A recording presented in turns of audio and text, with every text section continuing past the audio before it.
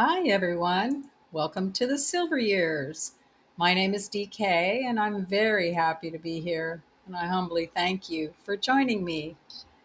Today is a new segment of my story time.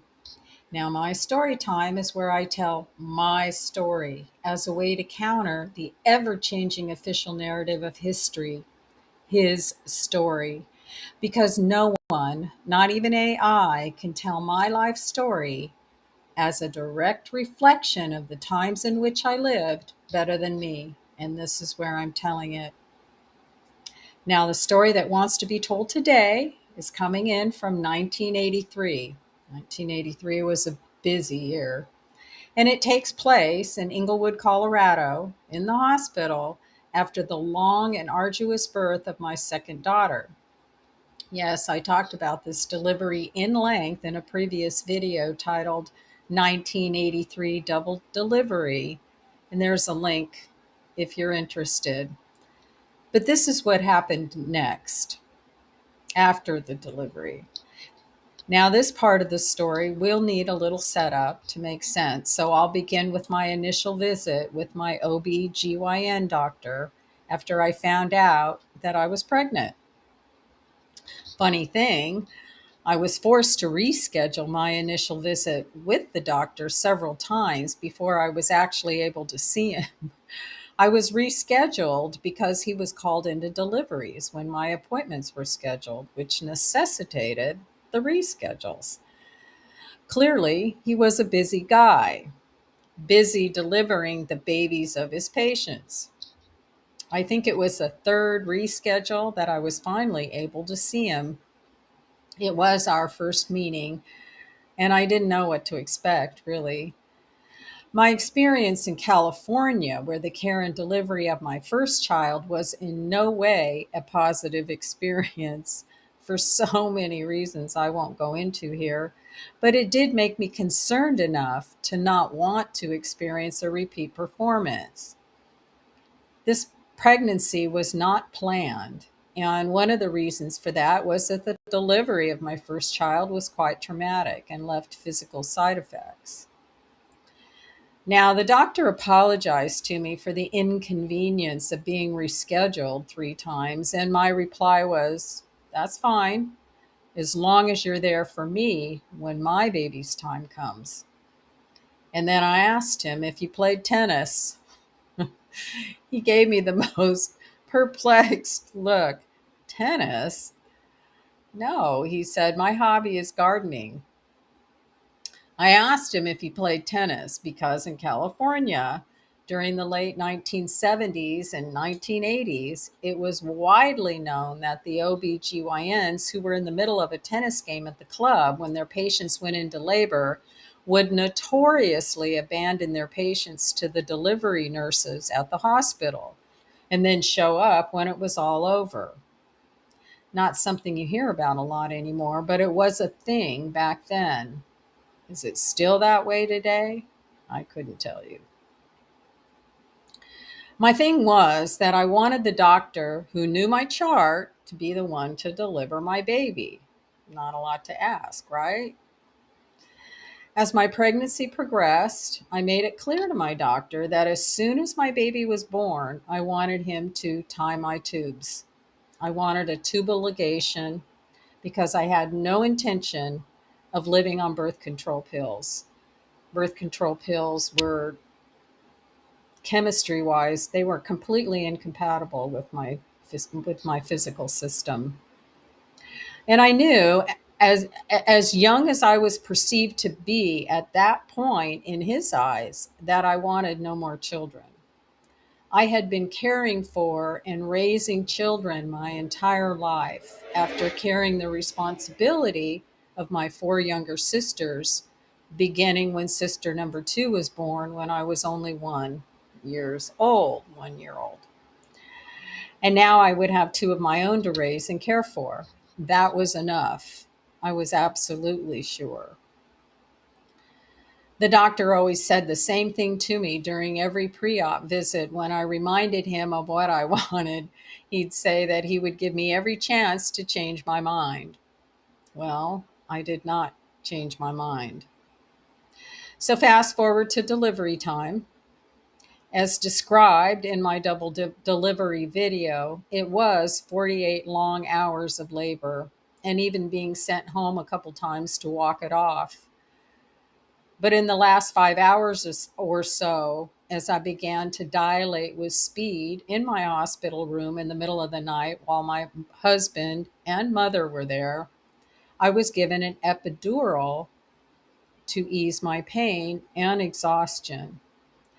They did this by putting an applicator in my back for use in administering the anesthesia through this applicator device, which basically numbs the pain from labor from the waist down.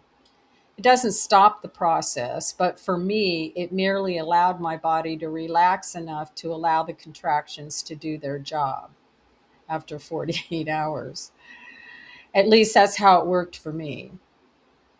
The anesthesia lasted about 4 hours. As I drew closer to delivery, it was wearing off, and they came to administer the second dose of anesthesia through the applicator in my back. The problem was the applicator had failed and needed to be removed or replaced. I was told this before I went into the delivery room, but the anesthesiologist never told my doctor about the applicator's failure that night. I delivered my second child without any anesthesia, which was fine. And yes, my doctor was there for the delivery as promised. The next day, I was scheduled to have the tubal ligation. I had initially agreed to have the process done using the epidural applicator, but since it had failed, I did not want another one inserted into my back. My other option was general anesthesia, which I agreed to. Not something I would do today, but at the time I didn't know what I know today. Thing is, again, no one told my doctor of this change in plans. The last he knew was that he'd be performing the procedure while I was anesthetized with an epidural. Before before taking me into surgery, I was given an injection designed to relax me, but I was awake. I was still awake. And I was put on the surgical table as the staff prepared me for what would come next. I had a drape blocking my face, so I couldn't see below my shoulders, but I could hear everything.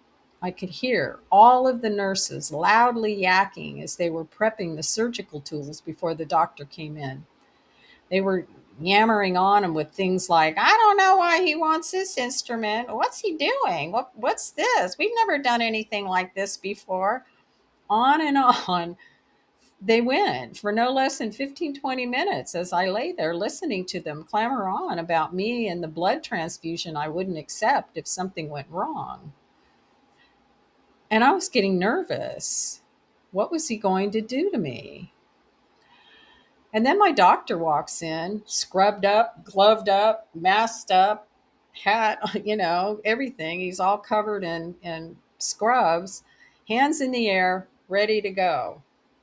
He said hi to me on the table, and I said hi back. He fully expected me to be awake because with an epidural, I would be awake, wouldn't I? He walked over to my left side. I could see his head over the drape with his gloved hands in the air. And then I heard him say, scalpel. My brain started screaming inside and panic overtook me. Yet it was like I was frozen in place, like someone in a state of sleep paralysis, except I was awake. My brain was screaming over and over, he's going to cut me, and I'm still awake. He's going to cut me. I kept telling myself to scream, but nothing would come out until he got me. And yes, he did cut me. And yes, I did feel it. I finally let out a weak yelp after I was cut, and I saw his hands fly into the air, and his eyes became the size of saucers. He yelled, "What happened to her epidural?" And the last thing I heard was, "She wanted general, doctor." Boom, I was gone. I suspect heads rolled in that surgical room that day after I could no longer hear what was happening, at least not consciously. The next day, when he came to check on me during his rounds, I asked him what he did to me. I repeated what all of the nurses were saying about him doing something they'd never seen before, blah, blah, blah. And he was surprised I remembered the incident at all. Of course I did. I still do. And I'm here talking about it. How could I forget? I remember in detail. So he explained to me that he did a newer European procedure that he'd never done in that hospital before, etc. And he showed me how it worked. And in the end, what he did was effective. I've never had an issue or complaint. And no, I did not sue him or the hospital. Remember, my mother was a seasoned registered nurse who'd seen a lot. And the truth was, my doctor was a good doctor. Even my mother acknowledged that he was a good doctor, and that was saying a lot coming from her. My pregnancy was textbook, even if my delivery was not. And my daughter was healthy and perfect. He delivered on all of his promises, and I remained a patient of his as long as I lived in Colorado. In fact, even my sister number two, who lived in Littleton as well, used him to deliver both of her children several years later. Now, I did suffer a bout with postpartum depression after that delivery and tubal ligation.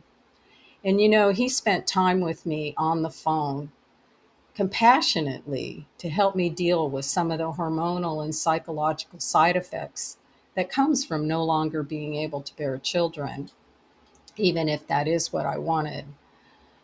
Yeah, I always appreciated that. And he helped me heal. He didn't medicate me through it.